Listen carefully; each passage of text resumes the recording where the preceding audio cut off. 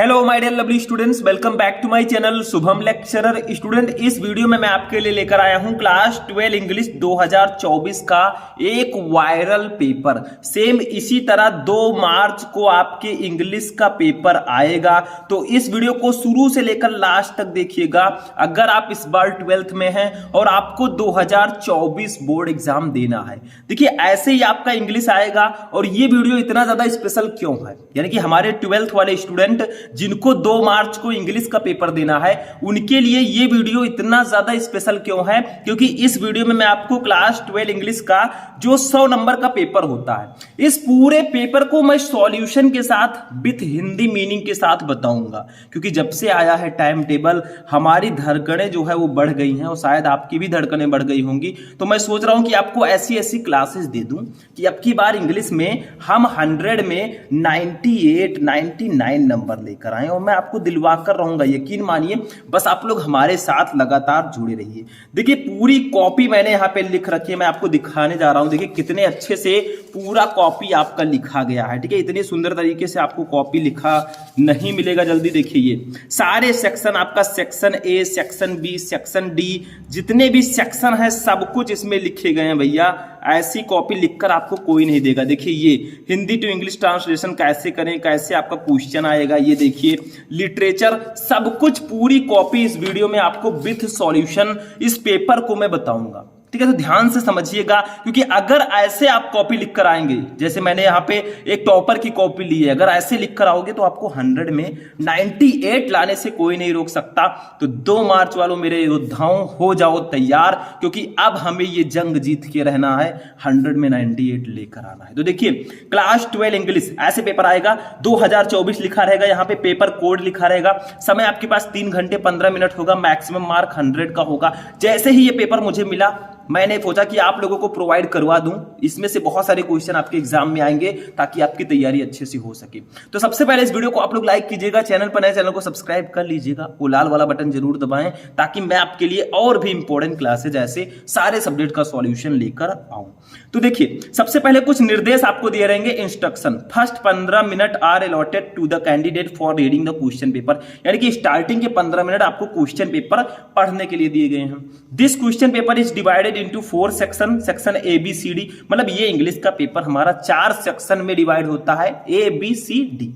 ए आपका होता है reading, B writing, C grammar and translation और डी है लिटरेचर। अभी मैं सबका सॉल्यूशन बताऊंगा, टेंशन मत लो, ये तो स्टार्टिंग है, मतलब ये तो ट्रेलर है, पिक्चर अभी बाकी है। तीसरा देखिए, all questions from all section are compulsory, मतलब सभी सेक्शन के सभी क्वेश्चन करने आपको अनिवार्य हैं। चौथा है mark are indicated against each question, मतलब जो क्वेश्चन जितने नंबर का है वो उसका नंबर उसके सामने दिया गया। देखिए सबसे पहले सेक्शन ए की बात करते हैं। ये आपका रीडिंग सेक्शन है, मतलब इसमें आपको क्या किया जाएगा, एक अनसीन पैसेज दिया जाएगा। रीडिंग सेक्शन आपका 15 नंबर का होता है, एक पैसेज दिया जाएगा, उसके नीचे क्वेश्चन रहेंगे, 15 नंबर आपको, अगर वो क्वेश्चन का आंसर दे देंगे 15 नंबर मिल जाएगा। कैसे सॉल्व करना है सब कुछ मैं बताऊंगा, पहले इसको मैं पढ़कर बता देता हूं आपको। देखिए फर्स्ट है read the following passage carefully and answer the question that follow, मतलब आप इस पैसेज को खूब केयरफुली, खूब ध्यानपूर्वक पढ़ें। और इसके नीचे देखिए ए बी सी डी ई करके 5 क्वेश्चन है, 3-3 नंबर के आपके रहेंगे, उसका आंसर दो, नंबर ले जाओ। तो पहले मैं इसको क्या करता हूं, थोड़ा सा आपको बता देता हूं इसका हिंदी मीनिंग। देखिए मैं बहुत ध्यान से इस पेपर को समझाऊंगा, जो भी स्टूडेंट बैठ कर देख लेगा इस पेपर को, समझ लो वो आपकी बार धुआं एग्जाम में करके आएगा। देखिए life is not a bed of roses but ये बेड ऑफ थॉर्न, मतलब जीवन जो है ये एक गुलाब फूलों की सेज नहीं है, बल्कि कांटों का बिस्तर है, ठीक है। It is full of danger and difficulties, ये जो है कठिनाइयों और खतरों से मिलकर भरा है, ठीक है। मतलब आपके जीवन में खतरे भी आते हैं, कठिनाइयां भी आती हैं, तो हमारा जीवन जो है ये कठिनाइयों और खतरों से मिलकर भरा है, ठीक है। They have to overcome if we are to succeed in life, यानी कि दे हैव टू ओवरकम, हमें यदि देखिए दे हैव टू ओवरकम, हमें काबू पाना होगा इन पर, if we are success to in life, यानी कि अगर हमें जीवन में सफल होना है। तो अगर हमें जीवन में सफल होना है तो हमें खतरों और कठिनाइयों पर काबू पाना होगा। In the race of life we should not be afraid of risk which is but natural, यानी कि हमें इस जीवन के भाग दौड़ में we should not afraid of risk, हमें रिस्क लेने से नहीं डरना है, व्हिच इज बट नेचुरल, जो कि स्वाभाविक है। रिस्क तो आपको लेना पड़ेगा, रिस्क से रिस्क करोगे तभी आगे जाओगे। Success in any work in life goes to those person who welcome risk, यानी कि सक्सेस जो है, सफलता जो है वो उन्हीं व्यक्तियों के पास आती है हु वेलकम रिस्क, जो रिस्क का स्वागत करते हैं। रिस्क का मतलब क्या होता है? जोखिम, ठीक है। Science would not have made such wonderful achievement if our scientist had not risk their lives and comfort, यानी कि साइंस जो है, आज जो विज्ञान है, ये इतनी ज्यादा अद्भुत उपलब्धियां नहीं हासिल कर पाती अगर ये इसमें जो साइंटिस्ट हैं वो रिस्क न लेते। बिना रिस्क के कुछ नहीं होगा, ठीक है। तो अब देखिए, the more difficult the work is the harder should be our effort to perform it, ठीक है। यानी कि कोई भी काम जितना कठिन हो उसे करने में हमारी कोशिश भी उतनी कठिन होनी चाहिए। मतलब कोई भी काम है उसको करने के लिए कोशिश करना चाहिए, डरिए मत, डटकर सामना कीजिए। Life is not a smoothing sailing, यानी कि जीवन कोई सहज यात्रा नहीं है। Petty difficulties frightened the weaker heart who is not prepared to take risk, यानी कि पेटी डिफिकल्टी, छोटी मोटी कठिनाइयां कमजोर दिल वाले को डरा देती हैं, जो who is not prepare to take risk, जो जोखिम लेने के लिए तैयार नहीं होते। But brave heart achieve fame and honour, लेकिन जो बहादुर दिल वाले होते हैं वो फेम यानी कि प्रसिद्धि और सम्मान हासिल करते हैं, because they enjoy take risk, क्योंकि वे जोखिम लेने में आनंद उनको आता है। In short risk bring succeed and work miracle, यानी कि अगर शॉर्ट में हम लोग कहें तो जोखिम सफलता लाता है और चमत्कार लाता है, ठीक है। तो ये मैंने आपको हिंदी मीनिंग क्यों बताया भाई? ऐसे मैं डायरेक्टली पैसेज दे दिया, उसके नीचे क्वेश्चन था, उसका आंसर डायरेक्टली बता देता, मैं ये भी कर सकता था, लेकिन मैंने हिंदी मीनिंग बताया ताकि आप लोगों को खूब अच्छे से समझ में आ सके, क्योंकि समझ में भी आना चाहिए। अब चलिए देखते हैं इसको हम सॉल्व कैसे करेंगे। तो देखिए स्टूडेंट इसको कैसे सॉल्व करेंगे। सबसे पहले आपको कॉपी में डालना होगा सेक्शन ए रीडिंग, ठीक है, क्योंकि भैया ये सेक्शन ए है। अब आपको पहले क्या करना है, लाइफ इज नॉट फिर डॉट डॉट करके मायरेकल, देखिए लाइफ इज, आंसर आप क्वेश्चन 1 डालना है पहले। देखिए कौन सा क्वेश्चन है, फर्स्ट, तो आंसर आप क्वेश्चन 1, या आप ऐसे भी डाल सकते हैं आंसर नंबर 1, दोनों सही है। चाहे इस तरह से लिखे, चाहे आंसर नंबर 1 लिखेंगे, दोनों सही है, जैसा आप चाहें, ठीक है। फिर देखिए लाइफ इज डॉट डॉट करके मायरेकल, मतलब इसका फर्स्ट वर्ड और इसका लास्ट वर्ड डाल देंगे। ये क्यों लिखते हैं? ताकि एग्जामिनर को पता चले कि हाँ हमने यही किया। अब देखिए क्वेश्चन नंबर ए है, हाउ इज मैन्स लाइफ, आदमी का जीवन कैसा होता है। तो देखिए ए लिखकर हम लिखेंगे आंसर। देखिए ये जब आप हेडिंग डालिएगा तो एक लाइन छोड़ दीजिएगा, बच्चे ने थोड़ी सी गलती की है, ठीक है। तो देखिए man's life is not easy, मनुष्य का जीवन आसान नहीं है। It is full of danger difficulties and risk, ये खतरों, कठिनाइयों और जोखिमों से भरा है, ठीक है। बस आंसर हो गया। यहां पे देखिए सब कुछ लिखा हुआ है, इसी में मिल जाएगा। देखिए it is full of danger and difficulties, बस आंसर आपका पैसेज में ही दिया है, नहीं कर पाओगे, कर लोगे, अगर आप आंसर ढूंढ लेते हो जाएगा। बी देखिए what should we do to succeed in life, हमें जीवन में सफल होने के लिए क्या करना चाहिए। तो देखिए to succeed in life we should take risk and sacrifice comfort, यानी कि टू सक्सीड इन लाइफ, हमें जीवन में सफल होने के लिए बी शुड टेक रिस्क, हमें जोखिम उठाना चाहिए, एंड सेक्रीफाइस कंफर्ट, और आराम को त्यागना चाहिए। मतलब ए बी करके ऐसे आंसर लिखो। ये जो 2-2 लाइन का आंसर हम लिखे हैं ना, 3-3 नंबर आपके क्लियर कराएंगे ये, ठीक है। ऐसे सी देखिए who are frightened by petty difficulty, छोटी छोटी कठिनाइयों से कौन डरते हैं। तो देखिए weaker heart who are not prepared to take risk are frightened by petty difficulties, यानी कमजोर दिल वाले जो जोखिम लेने के लिए तैयार नहीं होते, वो छोटी छोटी कठिनाइयों से डरते हैं, कमजोर दिल वाले, ठीक है। डी देखिए what do brave heart achieve, यानी कि बहादुर दिल वाले क्या प्राप्त करते हैं, 3 नंबर का ये भी है। तो देखिए brave heart achieve fame and honour, यानी कि बहादुर दिल वाले प्रसिद्धि और सम्मान हासिल करते हैं। देखिए लिखा है यहाँ पे, ये देखिए brave heart achieve fame and honour, सीधा सा लिखा है, 3-3 नंबर एकदम फिक्स है, कुछ नहीं है। अब देखिए ई वाला जो क्वेश्चन हमारा 12 नंबर कंप्लीट हो गया, ये 4। अब देखिए ई वाला जो है ये वोकेबुलरी है। जैसे देखिए which word in the passage is the opposite of artificial, यानी कि इस पैसेज में कौन सा ऐसा वर्ड है जो आर्टिफिशियल का अपोजिट है। आर्टिफिशियल का मतलब होता है कृत्रिम, तो इसका अपोजिट देखिए नेचुरल है, नेचुरल का मतलब प्राकृतिक, तो ऐसे लिख देंगे ई का फर्स्ट का नेचुरल होगा, मतलब ये इसका अपोजिट है। देखिए which word in the passage mean fear, यानी कि इस पैसेज में कौन सा वर्ड है जिसका मतलब फियर है। तो देखिए इसमें कहीं एफ्राइड होगा, ठीक है, ये एफ्रेड, एफ्रेड का मतलब भी डर होता है, फियर का मतलब भी डर होता है, तो देखिए सेकंड का एफ्रेड सही होगा। थर्ड देखिए, थर्ड है कि right the adjective form of मायरेकल, यानी कि चमत्कार, मायरेकल का एडजेक्टिव फॉर्म लिखिए तो मायरेकुलियस हो जाएगा। बस यही एक पेज लिखने से आपका 15 नंबर कंप्लीट हो गया। यही 5 क्वेश्चन का आंसर देने से, ये देखिए ऐसे एग्जामिनर देगा 15/15, ठीक है। बिल्कुल इजी है। कौन कहता है कि इंग्लिश कठिन है? ठीक है, कुछ कठिन नहीं है।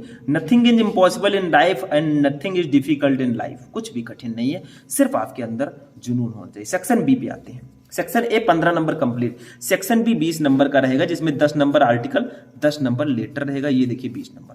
देखिए दूसरा क्या है question, right an article on any one of the following topics in about 100 to 150 word. यानी कि किसी एक टॉपिक पर आप लोग आर्टिकल लिखिए लगभग 100 से 150 वर्ड में।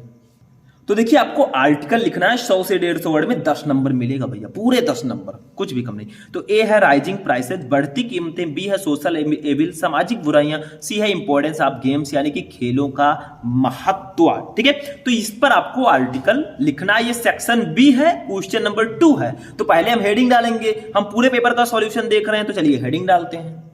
तो देखिए स्टूडेंट, ऐसे हम लोग डालेंगे हेडिंग सेक्शन बी। थोड़ा अच्छे से आप लोग कीजिएगा। बाकी सारी चीजें, इंग्लिश की कॉपी कैसे लिखते हैं इस पर मैं पहले भी वीडियो बना चुका हूं, जिसमें मैंने कॉपी भरना भी सिखाया है। तो सर्च करो 12th इंग्लिश की कॉपी कैसे लिखें, शुभम लेक्चरर, आपको वीडियो मिल जाएगा। तो सेक्शन बी है राइटिंग और क्वेश्चन नंबर 2 है, तो आंसर आप क्वेश्चन 2 डालेंगे। हमें मान लीजिए हम लिखना चाहते हैं इंपॉर्टेंस ऑफ गेम्स पर आर्टिकल, यानी कि खेलों के महत्व का आर्टिकल। तो आर्टिकल लिखकर इंपॉर्टेंस ऑफ गेम्स हेडिंग डालेंगे, फिर हम आर्टिकल को प्रेजेंट करेंगे। आर्टिकल लिखते समय 2-3 चीजें ध्यान रखिएगा। आर्टिकल को 3 से 4 पैसेजेस में लिखें, मतलब जब आप आर्टिकल लिखें तो 3 से 4 पैसेज में डिवाइड करके लिखें, डायरेक्टली नहीं लिख देना है। ठीक है, दैट्स अ रॉन्ग मेथड। देखिए आर्टिकल जैसे यहां पे दिया गया है, देखो games and sports are parts and parcel of our regular life, मतलब खेल और खेल हमारे नियमित जीवन का हिस्सा है। भाई गेम्स तो सभी लोग खेलते हैं और बहुत सारे लोग गेम खेलकर आज एथलीट बने, बहुत ज्यादा, जैसे हमारे क्रिकेटर्स हैं या और सारे लोग हैं। ठीक है, we should play more sport every day to keep ourself healthy and fit, यानी कि हमें जो है खुद को स्वस्थ और फिट रखने के लिए प्रतिदिन खेलना चाहिए। ठीक है, participating in sport reduces our stress and make our mood better, यानी कि अगर आप लोग स्पोर्ट में पार्टिसिपेट करते हैं तो वो आपको आपके स्ट्रेस को कम करेगा और आपका मूड अच्छा रहेगा। ठीक है, यानी कि अपना तनाव कम करने के लिए, स्ट्रेस कम होता है तनाव। देखिए it is the best option to become healthy, यानी कि ये स्वास्थ्य को अच्छा रखने के लिए सबसे अच्छा ऑप्शन है।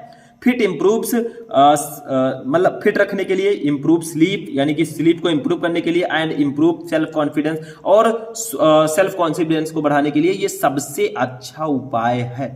ठीक है, यानी कि अगर कहा जाए तो खेल जो है, खेल कोई भी गेम हो उसको खेलना चाहिए। ऐसा नहीं कि मोबाइल पे आप पबजी और वो खेल रहे हैं, भाई वो तो आपका आउटडोर इंडोर गेम है। आउटडोर गेम की मैं बात कर रहा हूं, उससे आपका हेल्थ सही होगा। तो it is the best option to become healthy, fit, improve sleep and improve self confidence, यानी कि ये जो है ये हेल्दी बनाए रखने के लिए, फिट बनाए रखने के लिए, और सोने को कंट्रोल करने के लिए, और सेल्फ कॉन्फिडेंस को इंप्रूव करने के लिए सबसे अच्छा उपाय है। ठीक है, it is proved by the expert that sport can make our inner power stronger, यानी कि एक्सपर्ट के द्वारा, विशेषज्ञों द्वारा यह सिद्ध किया गया है कि देखिए एक लाइन मैंने छोड़ दिया, क्यों छोड़ा? क्योंकि मुझे पैराग्राफ्स में डिवाइड करके इसको लिखना है, यही सही तरीका है।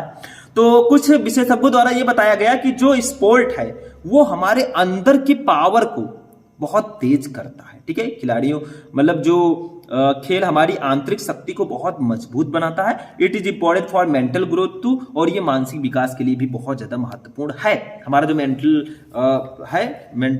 डिफरेंस, उसके लिए भी बहुत ज्यादा महत्वपूर्ण है। ठीक है, आगे देखते हैं। अब देखिए इसमें थोड़ा सा और लिखा गया है कि द ब्रेन ऑफ ये sport man become so much fast and they become clever in their regular life, यानी कि खिलाड़ियों का दिमाग इतना तेज हो जाता है कि वे अपने नियमित जीवन में चतुर हो जाते हैं। There are lots of sportsman we see and we follow and as influencer and celebrities, यानी कि बहुत सारे ऐसे खिलाड़ी हैं जिन्हें हम प्रभावशाली व्यक्ति और मशहूर हस्तियों के रूप में देखते हैं। ठीक है, बहुत सारे लोग हैं। ठीक है, all of them came from a really simple family, और वो सब एक सिंपल फैमिली से आए हैं, कोई बहुत बड़े आदमी के बेटे नहीं है भैया, कोई है। They did hard work and they understood their talent, उन्होंने बहुत कठिन परिश्रम किया और उन्होंने अपने टैलेंट को समझा। As like this there are lots of student who are really good at cricket और फुटबॉल, यानी कि इस तरह के बहुत सारे ऐसे कड़ी मेहनत करने वाले छात्र हैं जो क्रिकेट या फुटबॉल में वास्तव में अच्छे हैं। बहुत सारे लोग खेल लेते हैं बहुत अच्छा, लेकिन कुछ मजबूरियों या फिर कुछ कमियों के कारण वो नहीं सिलेक्ट हो पाते। Their parents and they cared about their talent, यानी कि उनके माता पिता और उन्हें प्रतिभा की परवाह थी। Every ordinary student also should get the ordinary to practise and make them strong physically, यानी कि सामान्य विद्यार्थियों को हर सामान्य को शारीरिक रूप से मजबूत बनाने के लिए अभ्यास करना चाहिए। मतलब हमेशा आपको एक्सरसाइज, योगाज या भी जो कुछ भी चीजें हैं डेली एक्टिविटी वो हमें करनी चाहिए। ठीक है, खेल कूद जरूरी है लाइफ में, ये ध्यान रखिएगा। ठीक है, जैसे हम लोग छोटे तो खेलते कूदते थे तो कितना मस्त रहते थे, अब तो टेंशन ही टेंशन है सबको। ठीक है, आपको पढ़ने की टेंशन, हमें पढ़ाने की टेंशन, ऐसे ऐसे रहती है सबको। ठीक है, तो ये आपका हो गया आर्टिकल राइटिंग। ऐसे ही 2-3 पैराग्राफ्स में आपको लिखना है। देखिए मैं एक एक वर्ड का आंसर यहां पे नहीं बता रहा हूं, ठीक है, मैं आपको पहले भी बता चुका हूं और यहां पे इसलिए नहीं बता रहा हूं क्योंकि पूरा पेपर हम सॉल्व करेंगे, बहुत ज्यादा टाइम आपका इसमें है। ठीक है, तो आप लोग ध्यान से समझिए सारी चीजें, कोई भी मिस नहीं करेगा। बहुत सारे स्टूडेंट वीडियो छोड़ के चले जाते हैं तो उनका ही इसमें तेरा घाटा, मेरा कुछ नहीं जाता। ठीक है, चलिए आगे बढ़ते हैं। अब देखिए स्टूडेंट, हमारा नेक्स्ट जो टॉपिक होगा, देखिए भैया आर्टिकल हमने लिख दिया। अब इसी में तीसरा है letter writing. Write a letter to the editor of national daily conveying your concern on growing prices of diesel and petrol. यानी कि आपको आर्टिकल लिखना है। ठीक है, क्या करना है, आर्टिकल लिखना है। डीजल और पेट्रोल की बढ़ती कीमतों पर अपनी चिंता व्यक्त करते हुए राष्ट्रीय दैनिक के संपादक को पत्र लिखना है। नहीं पता तो और लगा है, write a letter to the principal of your college requesting him to arrange a football match. यानी कि अपने महाविद्यालय के प्राचार्य को, प्रिंसिपल को पत्र लिखकर एक फुटबॉल मैच की व्यवस्था करने का अनुरोध करें। दोनों में से जो टॉपिक आपको पता है उस पर हमें लिखना है। तो आंसर आप क्वेश्चन 3 डालेंगे, फिर जो आपको लिखना है लिख दीजिए। तो आंसर आप क्वेश्चन 3। अब देखिए हम कौन सा लिख रहे हैं, write a letter to the editor. हम एडिटर को लेटर लिख रहे हैं तो ऐसे डालेंगे a letter to the editor. ठीक है, हमने लिख दिया। अब हम पत्र लिखना यहां से स्टार्ट करेंगे। देखिए मान लीजिए हम लोग 50 मॉल रोड आगरा, ठीक है, फरवरी। पहले आपको लिखना है एड्रेस। ठीक है, तो 50 मॉल रोड आगरा, फरवरी 24, जैसे मान लीजिए आपका इंग्लिश का पेपर 24 फरवरी मान लीजिए हो। जैसे यहाँ पे डेट नहीं मायने रखता, आपका पेपर तो 2 मार्च से है तो यहाँ पे 2 मार्च 2000XX लिख देंगे। ठीक है, to the editor the Indian Express. किसको आप लिख रहे हैं, पहले अपना एड्रेस, फिर किसको आप लिख रहे हैं, हम लिख रहे हैं द इंडियन एक्सप्रेस को, न्यू दिल्ली। ठीक है, सब्जेक्ट क्या है आपका, सब्जेक्ट डालना बहुत जरूरी है। तो सब्जेक्ट है हमारा growing prices of diesel and petrol, यानी कि डीजल और पेट्रोल की बढ़ती कीमतें। ठीक है, ये हमारा सब्जेक्ट है।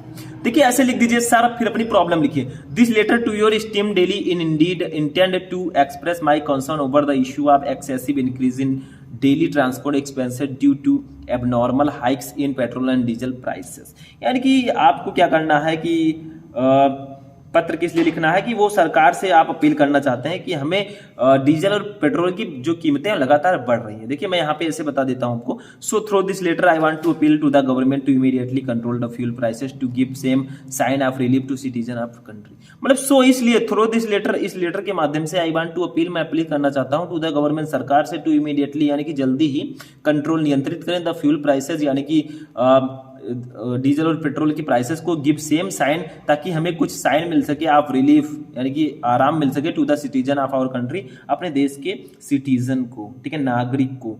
तो इस पत्र के माध्यम से मैं सरकार से अपील करना चाहता हूं कि वो देश के नागरिकों को राहत देने के लिए ईंधन की आपूर्ति को तुरंत नियंत्रित करें भैया। ठीक है, योर सिंसियरली ABC आपको लिख देना है। बस हो गया लेटर, ये लीजिए 10 नंबर कंप्लीट। थोड़ा बढ़ा चढ़ाकर भी आप लिख सकते हैं जैसा आप चाहें, बट ऐसे लिखिएगा। ठीक है, ये मेरे कहने का मतलब है। सेक्शन बी भी आपका कंप्लीट हो चुका है। देखो भैया सेक्शन बी कंप्लीट, ये 20 नंबर भी आपका कंप्लीट। अभी तो 2 सेक्शन बाकी हैं। सेक्शन ए बी हो गया, अभी CD तो बाकी है, चलिए उसको भी सॉल्व करते हैं।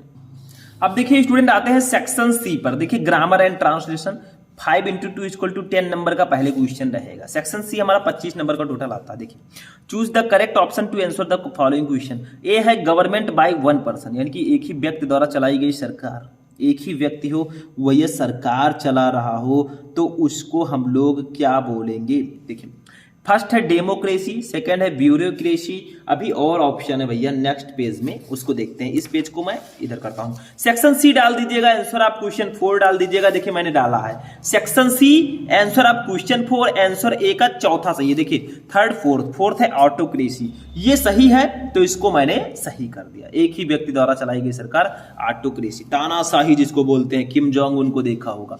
बी देखिए ये फूल पैराडाइस, यानी कि काल्पनिक आनंद भैया। ठीक है, इसमें कौन सा, मतलब इसका सही अर्थ क्या होगा, ये आइडियम्स एंड फ्रेजेस है, थोड़ा साफ देखिएगा।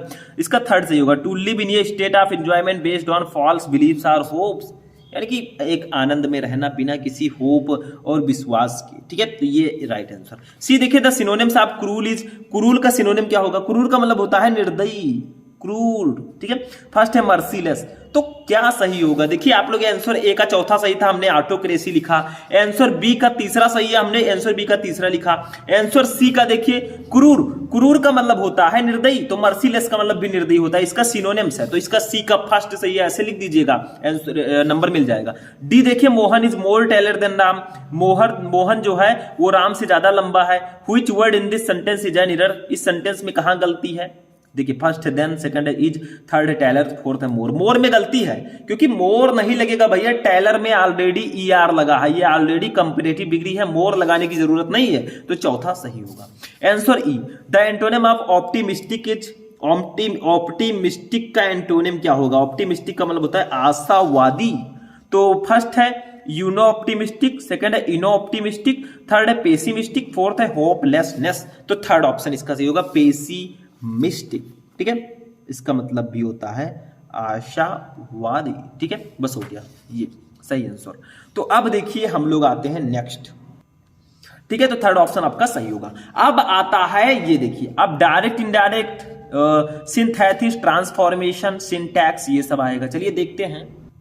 तो देखिए स्टूडेंट, अब हम क्वेश्चन नंबर 5 पे आ चुके हैं। इसका ए है डायरेक्ट एंड इनडायरेक्ट नरेशन। देखिए change any one of the following to indirect speech, मतलब आपको दोनों में से किसी एक को इनडायरेक्ट में चेंज करना। जैसे फर्स्ट देखिए, my mother said man is mortar, मेरी माता जी ने कहा आदमी जो है वो नश्वर है, ठीक है, मनुष्य नश्वर है।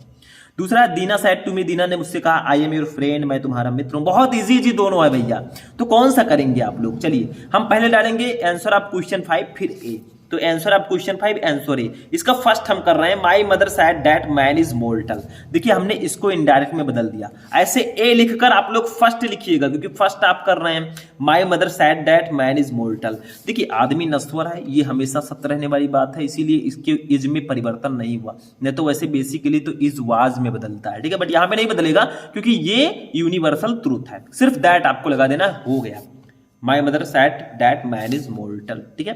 जैसे यहाँ पे है दीना सेड टू मी, तो दीना टोल्ड मी दैट, आई बदलेगा दीना से, ठीक है, तो ही वाज हिज फ्रेंड, ठीक है, बस हो गया, इसमें भी कुछ नहीं है, ठीक है, ही वाज माई फ्रेंड, तो ऐसे कर देना, बस हो गया, ठीक है। Answer number B. अब बी वाला देखते हैं, synthesis, combine any one of the following as directed, 2 number का रहेगा। मतलब आपको सिंथेसिस में क्या होता है, 2 या 2 से अधिक सेंटेंस को जोड़कर एक सेंटेंस बनाना, बट मीनिंग ना बदले। जैसे देखिए हम मान लीजिए फर्स्ट वाला कर रहे हैं, ओविंग टू हिज इलनेस, यानी कि बीमार होने के कारण he could not go to school, वो स्कूल नहीं जा सका, इसको कॉम्प्लेक्स में बदलना है, तो हम लिखेंगे आंसर बी का first, he could not go to school because he was ill, वो स्कूल नहीं जा सका क्योंकि वो बीमार था, बस हो गया, ये बदल गया हमारा कॉम्प्लेक्स में। ऐसे सी देखिए transformation, change any one of the following as directed, मतलब दोनों में से किसी एक को चेंज कीजिए। जैसे देखिए he could read the English book, ठीक है, इसको पैसिव वॉइस में कन्वर्ट कीजिए, या फिर Mumbai is the best city in India, इसको कॉम्परेटिव डिग्री में कन्वर्ट कीजिए, ठीक है। तो सी का हम दूसरा करना चाहते हैं, Mumbai is the best city in India, ये भैया सुपरलेटिव डिग्री में है, इसको कॉम्परेटिव में बदलिए, तो ऐसे लिखेंगे आंसर सी का दूसरा, Mumbai is better than any other city in India, बस हो गया। यहां पे था मुंबई भारत का सबसे अच्छा शहर है, यहां पर है कि मुंबई जो है वो किसी और शहर की तुलना में सबसे अच्छा है भारत में, ठीक है। आंसर डी देखिए, ये आपका है syntax, correct any one of the following sentence, 2 number का। फर्स्ट है हिज हेयर्स आर ब्लैक, उसके बाल काले हैं। सेकंड है मैथमेटिक्स, ये टफ सब्जेक्ट, मैथमेटिक्स एक कठिन सब्जेक्ट है, तो इसको हम इस प्रकार से लिखेंगे, हिज हेयर इज ब्लैक, या हिज हेयर इज ब्लैक, ठीक है, हो गया आपका, समझ में आ गया। तो इस प्रकार से आपको, मतलब हेयर्स नहीं लिखेंगे, हेयर लिखेंगे, और यहां पे आर लगा देंगे, देखिए, ठीक है। तो ये आपका हिज हेयर इज ब्लैक सही होगा। आंसर ई देखिए होमोफोन्स है, use any one of the following pairs of word in your own sentence to make the difference in their meaning clear, 2 number का रहेगा। मतलब आपको 2 दिए गए हैं जोड़े, 2 पेयर्स, किसी एक को सेंटेंस में यूज करके इसका मीनिंग क्लियर करो। जैसे अल्टर और अल्टर दोनों पढ़ने में लग रहे हैं भैया सेम, तो इसके मीनिंग को कैसे आप लोग क्लियर करेंगे, ठीक है। तो हम लोग चलिए करते हैं इसको, ठीक है। देखिए फर्स्ट है अल्टर अल्टर, ठीक, दूसरा है बर्थ बर्थ, दोनों दिखने में सेम लग रहे हैं, बट इसका मीनिंग कौन सा होगा? तो देखिए हम कर रहे हैं ई का फर्स्ट वाला, ठीक है, फर्स्ट वाला करेंगे। तो देखिए ऐसे हम लिख देंगे, इस अल्टर का मतलब होता है बदलाव करना। तो देखिए you should not alter anything in whatever you have written, यानी कि तुमने जो लिखा है उसमें तुम्हें कोई बदलाव नहीं करना चाहिए। इस अल्टर का मतलब होता है बलि देना, भैया, many people sacrifice a goat at altar of goddess Kali. मतलब अल्टर का मतलब बलि देना नहीं होता है, देखिए सेक्रीफाइस का मतलब बलि देना होता है, ठीक है। अल्टर का मतलब होता है वेदी, ठीक। तो बहुत से लोग देवी काली जी के वेदी पर बकरे की बलि देते हैं, ऐसा होता है, ठीक है। ये ठीक है, तो ये आपका हो गया आंसर ई। अब ये आपका 20 नंबर तो कंप्लीट। 5 नंबर का और आता है हिंदी टू इंग्लिश ट्रांसलेशन, चलिए इसको देख लेते हैं। तो देखिए आपका क्वेश्चन नंबर 6 है और ये हिंदी का पैसेज है। ये हमने आंसर ऑफ क्वेश्चन 6 लिखा। अब हिंदी का पैसेज, नवयुवक अपने देश की सेवा करने हेतु अति उत्साहित हो दिखाई देते हैं। देश की दशा सुधारने हेतु प्रत्येक नवयुवक के सहयोग व सेवा की आवश्यकता है। हमारा साधारण किताबी ज्ञान विशेष उपयोगी नहीं है। निर्धन किसान यह जानना चाहता है कि वो अच्छी फसल कैसे उत्पादित करे। देश के नवयुवकों की जिम्मेदारी है कि वे अपने देश की सेवा सच्चे मन से करें, तभी हमारा देश एक विकसित देश बनेगा। इसका ऐसे लिखेंगे, नवयुवक अपने डॉट डॉट करके देश बन सकेगा। फिर ट्रांसलेशन लिखेंगे, फिर हम ऐसे हिंदी को इंग्लिश में ट्रांसलेट कर देंगे। देखिए मैंने कर दिया है, ऐसे आपको वहां पे जाकर करना होगा, ठीक है। तो नवयुवक अपने देश की सेवा करने हैं तो अति उत्साहित होते हैं, ऐसे लिख दीजिए। Youth appears very excited to serve their country. The cooperation of service of every youth is needed to improve the condition of the country. Our simple bookish knowledge is not particularly useful. The poor farmers wants to know how to produce a good crop. It is the responsibility of the youth of the country with a true heart. Only then our country with a true heart, only then our country can become a developed country. बस हो गया। ऐसे Hindi to English translation आपको करना है, ठीक है। यहाँ पे मैंने लिख रखा है क्योंकि पूरी कॉपी में लिखना बता रहा हूं और आपको इस पूरे मॉडल पेपर का सॉल्यूशन बता रहा हूं। आप चलते हैं अपने लास्ट सेक्शन पर, सेक्शन डी, जो कि हमारा 40 नंबर का अकेले आता है भैया। सबसे ज्यादा नंबर के यही होते हैं। इसमें आपका प्रोज, पोएट्री और सप्लीमेंट्री के क्वेश्चंस रहते हैं। तो चलिए देखते हैं। अब देखिए स्टूडेंट, जो सेक्शन डी लिटरेचर है इसका 7 नंबर क्वेश्चन से स्टार्ट है। पहले प्रोज के क्वेश्चन आएंगे। देखिए, answer the following question in about 40 word each, यानी कि लगभग 40 शब्दों में आपको आंसर देना है। ए है what happened to the rat trap seller in the woods, यानी कि चूहेदानी बेचने वाले के साथ जंगल में क्या हुआ। नहीं पता तो और लगाए, why did Gandhi ji chide the lawyer, ठीक है। बी है why did the peddler consider the world as a rat trap. तो 8 नंबर का ये रहेगा। मतलब ए में आपको 2 क्वेश्चन दिए जाएंगे, 1 करना होगा। बी में आपको 2 क्वेश्चन दिए जाएंगे, 1 करना होगा, जो आपको पता है, ठीक है। तो हम पहले सेक्शन डी लिटरेचर डालेंगे, फिर आंसर आप क्वेश्चन 7। देखिए सेक्शन डी लिटरेचर, आंसर आप क्वेश्चन 7। मान लीजिए आंसर ए का हमें ये पता है, what happened to the rat trap seller in the woods, तो हम ऐसे लिख देंगे, ठीक है। यानी कि after stealing the, answer A लिखेंगे, after stealing the crofter's money the peddler avoided the road and walked through the forest. मतलब पेडलर पूरी दुनिया को एक चूहेदानी वो समझता है, ठीक है। मतलब यहां पे कहा गया है कि, तो देखिए यहाँ पे आफ्टर स्टीलिंग द क्रॉफ्टर्स मंकी, यानी कि क्रॉफ्टर्स के मंकी को चुराने के बाद the peddler avoided the road, peddler जो है उसने अवॉइड किया, ठीक है, रोड से जाना उसने अवॉइड किया। And walked through the forest, और वो जंगल से होकर गया, ठीक है। सून द नाइट फेल, जल्दी ही रात हो गई। And he could not find his way out, और वो बाहर निकलने का रास्ता नहीं पा सका जंगल से।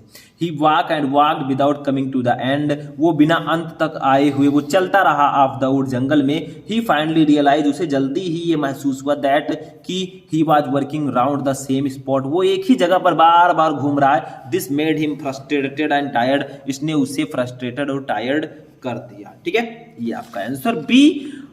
Why did the peddler consider the world as a rat trap, यानी कि पेडलर को ऐसा क्यों लगा कि ये पूरी दुनिया एक चूहेदानी की तरह, भैया वो जंगल में फंस गया था, ठीक है। The peddler considered the world as a big rat trap, its sole purpose being to set baits for people. The joy and riches of this world are nothing but tempting by them was captured the rat trap which completely closed in on him। मतलब वो जंगल में भैया फंस गया, निकलने का रास्ता ही नहीं मिल रहा था, तो उसे ऐसा लगा कि मैं एक चूहा हूं और ये दुनिया एक चूहेदानी है जिसमें मैं फंस गया हूं। इसका आंसर, क्वेश्चन आंसर मैंने बता दिया है ऑलरेडी। इसमें ये समझिए कि आप कैसे लिखोगे, पूरा पेपर का सॉल्यूशन कैसे जानोगे, कैसे एग्जाम में लिखोगे, कैसे खुद को प्रेजेंट करोगे, ताकि आप टॉपर बने, 95% लेकर आए, ठीक है। तो ये ऐसे आपको पूरी चीजें लिखनी है। क्वेश्चन आंसर तो मैं आपको ऑलरेडी बता चुका हूं। सर्च करो class 12 English important question, Shubham lecturer, video आपके सामने हाजिर है। कुछ भी ऐसा नहीं है जो मैंने बताया नहीं है, कमी आप में है कि आपने समय पढ़ाई में लगाया नहीं है, इसीलिए आपको पढ़ाई करना होगा अब, ठीक है। चलिए आगे बढ़ते हैं नेक्स्ट क्वेश्चन। तो देखिए स्टूडेंट, अब क्वेश्चन नंबर जो 8 हमारा है ये इंग्लिश प्रोज का लॉन्ग क्वेश्चन होगा। देखिए इंग्लिश प्रोज से पहले 8 नंबर के शॉर्ट क्वेश्चन आएंगे, फिर 7 नंबर का लॉन्ग क्वेश्चन, 15 नंबर प्रोज के। देखिए answer any one of the following question in about 80 words, यानी कि 80 शब्दों में आपको आंसर लिखना। ए देखिए, what was the scene inside the class when Franz reach the school, जब फ्रेंच स्कूल में पहुंचा तो अंदर का दृश्य कैसा था। बी आपका, what condition compelled Saheb to wander in the street of Delhi and track picking, यानी वो कौन सी अवस्था है जिसने साहेब को दिल्ली की सड़कों पर भटकने और कूड़ा बीनने के लिए मजबूर कर दिया। तो हमें ए वाला पता है, तो हम ऐसे लिखेंगे answer of question 8, answer A. देखिए when friends reach the school the scene inside the class were unusually very quiet, जब फ्रेंड्स स्कूल पहुंचा तो वो अंदर का दृश्य बहुत ही ज्यादा असामान्य था। यूजुअली व्हेन स्कूल बिगन, सामान्य रूप से जब स्कूल प्रारंभ होता था, there was a great bustle, वहां काफी शोरगुल होता था। Which could be heard out in the street, जो सड़क से ही सुना जा सकता था। He saw his classmate had already taken their places, उसने देखा कि उसके क्लासमेट जो सहपाठी हैं उन्होंने अपना स्थान पहले ही ले लिया है। एंड हिज टीचर, और उसके जो टीचर है M Hamel was walking up and down, वो ऊपर से नीचे चल रहे हैं। With his terrible iron ruler under his arm, वो अपनी भुजाओं में टेरिबल आयरन रूलर लेकर इधर उधर घूम रहे हैं। Franz had to open the door and go to in, Franz जो है उसने दरवाजा खोला और अंदर गए। इन बिफोर एवरीबॉडी, सबके सामने। He was very blushed and frightened, वो बहुत ज्यादा शर्मा गया और डर गया। But when M Hamel saw him, लेकिन जब एम हेमल ने उन्हें देखा, ही सैड वेरी काइंडली, उन्होंने बहुत ही दयालुता से कहा, go to your place quickly, अपने स्थान पर जाओ जल्दी। लिटिल फ्रेंड, छोटे friend, we were beginning without you, हम तुम्हारे बिना ही शुरू करने वाले थे। Friend jumped over the bench and sat down, friend जो है वो बेंच पर कूदा और बैठ गया। He notice that his teacher had put on his beautiful clothes, और उसने नोटिस किया कि उसके अध्यापक जो है उन्होंने बहुत ही सुंदर कपड़े पहन रखे थे। ठीक है, तो ऐसे ही आपको लॉन्ग क्वेश्चन का आंसर लिखना है। देखिए मैंने हिंदी मीनिंग भी थोड़ा सा बता दिया। मतलब क्या है कि एम हेमल जो है वो स्कूल छोड़ के जाने वाले थे, इसीलिए बच्चे वो नए नए कपड़े पहन कर आए थे। ठीक है, इसीलिए उन्होंने एम हेमल को, जो फ्रेंच था उसको कुछ नहीं बोला, कुछ नहीं कहा, क्योंकि उन्हें पता था कि अब हम जाने वाले हैं भाई। ठीक, चलिए आगे बढ़ते हैं। Next question. अब देखिए स्टूडेंट, हमारा जो नेक्स्ट क्वेश्चन है 9 नंबर, ये इंग्लिश पोएट्री से है भैया। प्रोज से 15 नंबर, पोएट्री से 10 और सप्लीमेंट्री से 15, 40 number total. Read the following extract carefully and answer the question that follow, 6 number. ये आपको एक पोएट्री का स्टैंजा दिया गया, इसके नीचे 3 क्वेश्चन दिए गए, आंसर 2 नंबर ले जाओ। तो पहले हम आंसर ऑफ क्वेश्चन 9 डालेंगे, फिर हम लिखेंगे ए थिंक ऑफ डॉट डॉट करके इसका लास्ट वर्ड क्वाइट ब्रीथिंग, ऐसे डाल देंगे। ठीक है, फिर आंसर ए आपका question number A, how does ये think of beauty make a lasting impression. ठीक है, तो इसका आंसर आपको आंसर ए करके ऐसे लिख देना है। मतलब ब्यूटी जो है भाई वो एक परमानेंट इंप्रेशन डालती है सभी के माइंड पर। सुंदरता किसको पसंद नहीं है, ठीक है, अट्रैक्ट करती है। बी देखिए, how does the loveliness of beauty increase, तो ये आंसर बी करके लिखिए। आंसर सी है आपका question, what does the poet means by but will keep a work quiet for us, तो आंसर सी करके इसको ऐसे लिख दीजिए, बस हो गया। 6 नंबर कंप्लीट, ऐसे लिख दोगे 6 नंबर मिल जाएंगे। ठीक है, पोएट्री में एक और चीज आती है सेंट्रल आइडिया, चलिए उसको भी देखते हैं। अब देखिए स्टूडेंट 10 नंबर है central idea. Right the central idea of any one of the following point, 4 number. Answer आप क्वेश्चन 1 डालिए, क्वेश्चन 10 डालिए। कौन सा आपको पता है? कीपिंग क्वाइट पता है, लिख दीजिए। My mother eight 66, ऑन्ट Jennifer tiger, तो हमें पता है। देखिए आंसर आप क्वेश्चन 10 डालेंगे। हमें बी वाला पता है, माय मदर एट 66, तो be my mother eight 66 central idea डाल के लिख लेंगे। देखिए थोड़ा सा मैं समझा देता हूं इसको, ये इंपॉर्टेंट सेंट्रल आइडिया जानना जरूरी है। देखिए क्या है, though ageing is a natural process yet the fear of separation from your loved and near ones is very painful. Though ageing is a natural process, यद्यपि उम्र का बढ़ना एक प्राकृतिक प्रक्रिया है। Yet the fear of separation from your loved and near ones is very painful, फिर भी अपनों और अपनों से बिछड़ने का दर्द बहुत ही दर्दनाक होता है। ठीक है, डर जो है बहुत दर्दनाक होता है। The poem talks about the feeling of loneliness that aged people experience, यानी कि ये जो कविता है ये हमें उस अकेलेपन की भावना को बताती है जो वृद्ध आदमी अनुभव करते हैं। And the feeling of guilt, और उस आपराधिक भावना को भी बताती है। Who is their offspring, जो उनकी संतानें एक्सपीरियंस अनुभव करती हैं। For not being able to be with their parents in their old age, यानी कि अपने माता पिता के साथ उनके वृद्धावस्था पर ना होने पर जो उनकी संतानें अनुभव करती हैं उसको भी ये कविता हमें बताती है। ठीक है, the poem also explore the feeling of melancholy and pain. ठीक है, यानी कि ये कविता जो है ये हमें और भी जो भावनाएं हैं उसको भी बताती है, ठीक है, अकेलेपन और उस दर्द की भावना को भी बताती है। दैट ये डॉटर एक्सपीरियंस, जो एक लड़की, जो एक बेटी अनुभव करती है व्हाइल लिविंग हर मदर, अपने माता को छोड़ते समय, ऑल बाय हरसेल्फ एट ए राइप ओल्ड एज, यानी कि उनकी वृद्धावस्था में। तो ये कविता जो है हमें उस बेटी के बारे में भी बताती है जो अपनी माता को वृद्धावस्था पर छोड़ने पर अनुभव करती है कि जब वो मेरी माता यंग थी तब तो मैं उनके साथ थी, और जैसे ही वो बूढ़ी हुई मैं उनसे अलग हो गई, ठीक है, क्योंकि भाई शादी करके तो जाना ही पड़ेगा, ठीक है, कब तक माता पिता के घर बेटी रहेगी, बेटी तो पराई धन होती है, ठीक है। तो ये आपका हो जाएगा माय मदर एट 66 का सेंट्रल आइडिया, ठीक। पोएट्री भी हो चुका है। अब चलिए सप्लीमेंट्री पे चलते हैं। अब देखिए जो क्वेश्चन नंबर 11 है ये सप्लीमेंट्री का है, ये प्रोज की तरह ही इसमें भी क्वेश्चन आएंगे।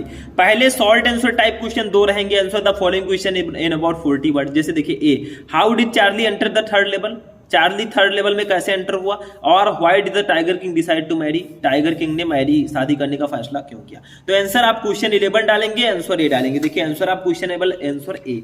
मान लीजिए हम ये कर रहे हैं, why did the tiger king decide to marry, यानी कि टाइगर किंग ने डिसाइड शादी करने का निर्णय क्यों लिया। तो लिख दीजिए the tiger king suddenly decided to marry, यानी कि टाइगर किंग ने शादी करने का निर्णय अचानक इसलिए लिया बिकॉज, क्योंकि फर्स्टली सबसे पहले he was of marriageable age, वो शादी करने की उम्र में थे, एंड सेकेंडली और दूसरी बात ये थी he wanted to kill 30 more tigers in his father in law's state, यानी कि वो अपने ससुर जी के राज्य में 30 अन्य बाघों को मारना चाहते थे। In order of to complete the tally, यानी कि अपने इस ऑफ 100 टाइगर, अपने 100 बाघों को मारने की टैली के कंप्लीट करने के लिए, फॉर दिस रीजन, इसी कारण से ही विश टू मैरी, उन्होंने शादी करने का निर्णय लिया। और कहां शादी की, छोटे मोटे नहीं बड़े खानदान में, एक girl in the royal family of A state with a large tiger population, और उन्होंने उस लड़की से शादी करने का निर्णय किया जिसके राज्य में बाघों की जनसंख्या ज्यादा थी, क्योंकि टाइगर किंग को बताया गया था भविष्यवाणी करके कि आपकी जो मृत्यु है वो बाघ के कारण होगी, इसीलिए टाइगर किंग ने बाघों को मारने का निर्णय लिया कि सबको मार डालेंगे, ना रहेगा बांस ना बजेगी बांसुरी, मतलब जब बाघ ही नहीं रहेंगे तो मुझे मारेगा कौन, ठीक है। आंसर बी देखिए, why was Derry impressed by Mr Lamb, Derry जो है वो मिस्टर लैम से इंप्रेस क्यों हुए। व्हाई नहीं पता तो और लगा है, why did Roger Skunk's mother go to wizard, ठीक है। तो ये मैंने कर दिया, कोई क्वालिटी थी जो उसको जो है इंप्रेस कर रही थी। देखिए the following qualities of mister Lamb attracted Derry towards him, यानी कि कुछ क्वालिटीज थी, ठीक है, डेरी को अपनी ओर आकर्षित करने के लिए कुछ क्वालिटीज थी। देखिए क्या क्या है। फर्स्टली सबसे पहले he inspired Derry to face the world, सबसे पहले उसने डेरी को इस संसार का सामना करने का उन्होंने सामना करने के लिए इंस्पायर किया। सेकेंडली दूसरी बात यह है, he advised Derry to stop crying on what people say about his face, और दूसरा उन्होंने ये एडवाइस दिया कि तुम उस बारे में सोचना बंद कर दो कि दुनिया तुम्हारे फेस के बारे में क्या सोचती है, उसके लिए तुम रोना छोड़ दो, ठीक है। थर्ड तीसरी बात, he is always cheerful and tries to comfort other, यानी कि वो हमेशा चेयरफुल रहते थे और दूसरों को सांत्वना देते थे, आराम देते थे, ठीक है। तो ये आपका आंसर नंबर बी हो जाएगा। बस हो गया, ये short answer type question complete. एक इसमें लॉन्ग होगा जो कि हमारा लास्ट क्वेश्चन होगा। Answer any one of the following question in about 80 word, आपको 80 शब्दों में इसका आंसर देना है। ये देखिए, who was the tiger king, tiger king कौन था। Why was he named as tiger king, उसका नाम टाइगर किंग क्यों पड़ा। बी है, why did Sam buy old currency of $800, what did he do with it. बस हो गया, दोनों में से एक कीजिए। तो चलिए आंसर आप क्वेश्चन 12 डालते हैं। तो यहां पे हमने डाला हेडिंग आंसर आप क्वेश्चन 12, और हम कर रहे हैं कौन सा आंसर कि who was tiger king, tiger king कौन था। Why was he named as tiger king, उसका नाम टाइगर किंग क्यों पड़ा। तो लिखा है, देखिए, the Maharaja Pratibandhapuram was the tiger king, tiger king Maharaja Pratibandhapuram के महाराजा को ही टाइगर किंग कहा गया, ठीक है। तो ये आपका पूरा लिखा हुआ है, देखिए मैं पढ़ देता हूँ। His other name was the highest Jamedar general Khiledar major Sata घोड़ा समाहरी महाराजा धीराज विश्व भुआना सम्राट। पहले का नाम है भाई, मुझे समझ में नहीं आ रहा। सर जिलानी जंग बहादुर MAD ACDC CRCK, ठीक है। ये सब इनका नाम है, आप लोग पढ़ेंगे बुक में तो ऐसे दिया रहेगा, ठीक है। तो इसको इस क्वेश्चन की जगह कोई दूसरा आ जाए भाई, उसको कर लें, वो ठीक रहेगा, क्योंकि ये क्वेश्चन थोड़ा सा आपको लगेगा दूसरे तरह से। बी आप कर लीजिए, why did Sam buy old currency of $800, Sam ने $800 के पुराने मुद्राएं क्यों खरीदी। Why did he do with it, वो इसके साथ क्या करना चाहता था। बस हो गया, ठीक है। तो भैया ऐसे अगर आप लोग क्लास 12 इंग्लिश का पेपर मैंने सॉल्व करा दिया 2024 का, 100 में 99 लाना है। तो ऐसे लिखना जाकर 100 में आपको 99 मिलेगा। पूरे पेपर का मैंने सॉल्यूशन आपको दिया है भाई, मेहनत तो लगी है। तो इस वीडियो को लाइक कर दीजिए, चैनल पर नए चैनल को सब्सक्राइब कर लीजिए।